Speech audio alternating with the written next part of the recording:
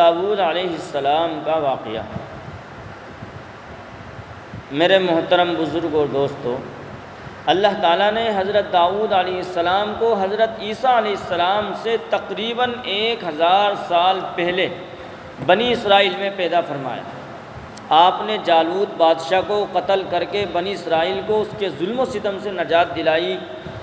اللہ تعالیٰ نے انہیں دولت و حکومت کے ساتھ نبوت و رسالت بھی عطا فرمائی تھی۔ اس طرح وہ بنی اسرائیل میں دعوت و تبلیغ کی خدمت بھی انجام دیتے رہے، ان کی اجتماعی زندگی کی نگرانی کا فرض بھی پورا کرتے رہے۔ حضرت آدم علیہ السلام کے بعد اللہ تعالیٰ نے آپ ہی کو خلیفہ کا لقب عطا کیا۔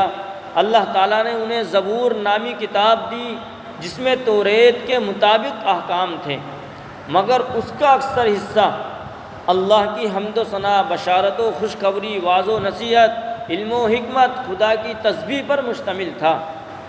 اللہ تعالیٰ نے حضرت داؤد علیہ السلام کو ایسی آواز عطا فرمائی تھی کہ جب زبور کی تلاوت کرتے تو جنات و انسان، جنگلی جانور اور پرندے سب جھومنے لگتے تھے اور ان کے ساتھ خدا کی حمد و تسبیح میں مصروف ہو جاتے تھے۔